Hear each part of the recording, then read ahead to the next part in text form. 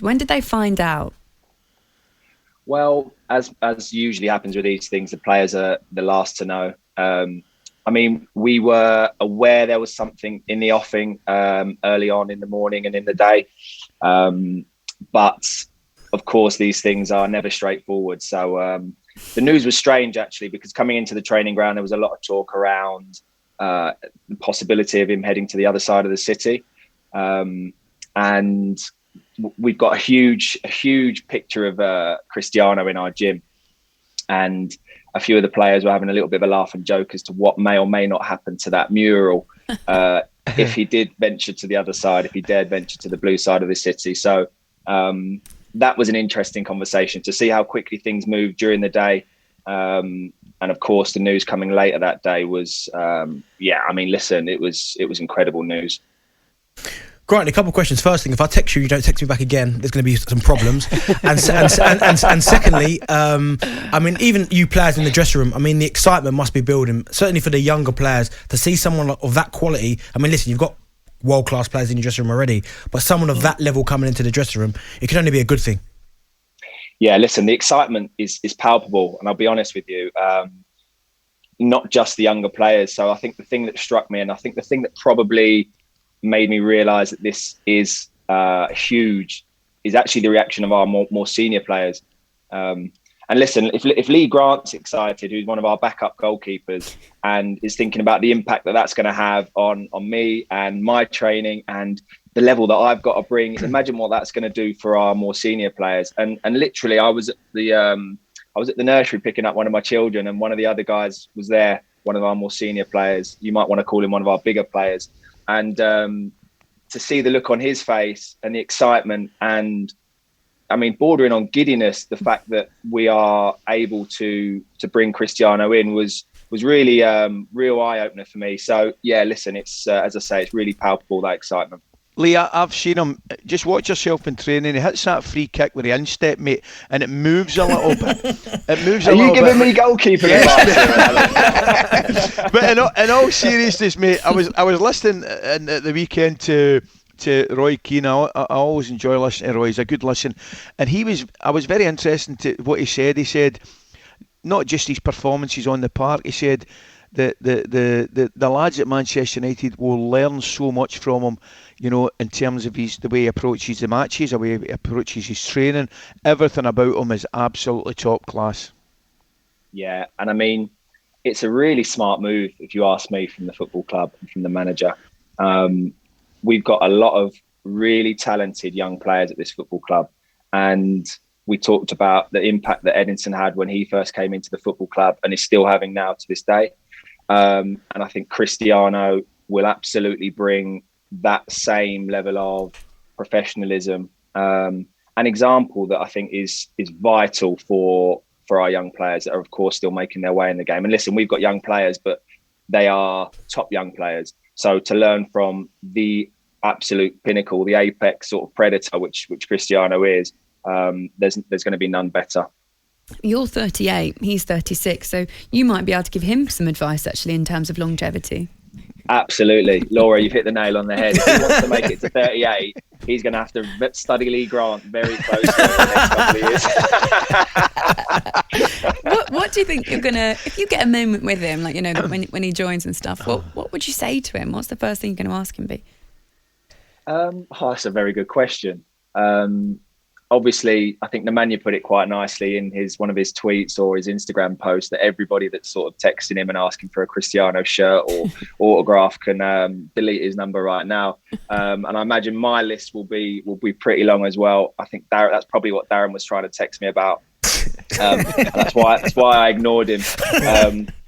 But yeah, I mean, forget about having conversations with Cristiano. Really, for me, it's being in that presence, in and around somebody that has experienced what he's experienced, is a true winner, and you can really learn ever so much from just being in and around those types of players in the changing room. So that's what I'm looking forward to more than anything. We were talking about that before, actually, weren't we? About real professionals that you watch, and we were talking about it with Cavani as well, in terms of how meticulous he is with even just his warming up and his training and watching on. You've got some, I mean, incredible players really for these youngsters to learn from. I want to ask you about Bruno Fernandes, because we're all joking, aren't we, Agent Bruno, and the work that he would have done to get Cristiano Ronaldo over there. But how influential has he been? Do you know anything about that? I don't. And one thing I will say is that I know from conversations I've had with the likes of Darren Fletcher and one or two others, and the manager's spoken about it as well. One thing I do know is that Cristiano didn't need a lot of persuading to come to Manchester United. And why would he? Of course, everybody within the club is ecstatic that we've been able to signal our intent and draw a player of his quality to the football club. But without doubt, Cristiano knows what Manchester United has to offer. And without doubt, Cristiano knows that this is one of the biggest football clubs in the world. So I can't imagine he needed his arm twisting to too great an extent to come back and join, what's going on right now at Manchester United. 100%. Granted, now you're number 13. Now, for Ronaldo to come back and say that he wanted to be number 13, would you give it up or would you hang on to it? Oh, that's a very good question. Listen, I would absolutely give it up. If Cristiano was CR13, I think I would. The question is, would it be allowed? Of course, we've seen there's going to be some, or could potentially be some difficulties around the rulings. Oh, has he just let something slip there? Oh, no, that's out there. The Premier League have got it in their rule book. Not that I've studied the rule book that closely, but Darren should be. Yeah, it's pretty clear that there has to be some special circumstances around that. And yeah, that's not a conversation that I would like to have. But listen, we know Cristiano's brand. We know the caliber of individual that we're bringing in. So I'm sure that some kind of agreement can be reached somewhere along the line. Well, I've got to say, the first thing I'd say, I prefer the sound of LG13, mate. It sounds good to me. But in all seriousness, Lee, I'm guessing Cristiano Ronaldo will not be coming to Manchester United in the hope of Manchester United finishing in Champions League places. He'll be coming to Manchester United with a view to winning the title. Is that right? Absolutely. And let's be very clear on this, Ali, as well. Regardless of whether Cristiano was coming or not this season, the expectation at Manchester United is to win titles and to bring silverware to the football club. Now, of course, finishing second last year is an improvement. Reaching the Europa League final is an improvement. If you ask me, were any of the squad happy at the culmination of the season? The answer is no. The lads, the group, were disappointed that we weren't able to finish A, higher up the league, and B, with a trophy. So, as I say, regardless of whether Cristiano's in the building or not, this football club demands trophies, and absolutely, even as I say, even without Cristiano's inclusion, the drive will be for that this season. Right, you spoke last time we spoke to you, I think you mentioned is about De Gea and Dean Henderson, about joint number ones, but the way De Gea started this season, he's been absolutely incredible. That double save against Wolves was sensational. What has he done in the off-season to come back in such spectacular form?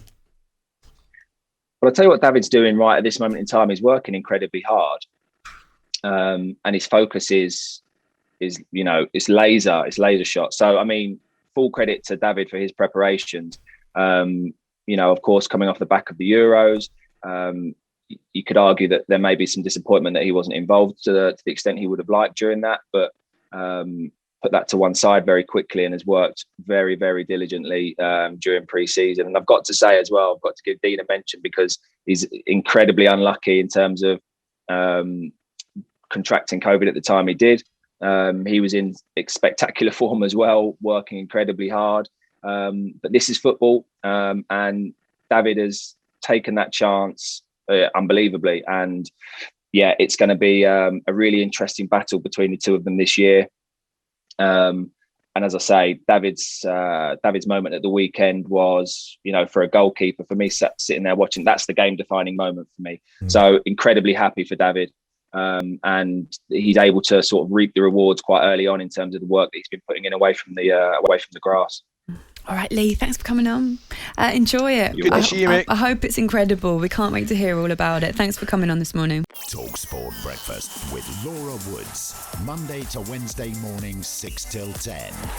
On AM, on DAB, via the talkSPORT app and on your smart speaker. talkSPORT.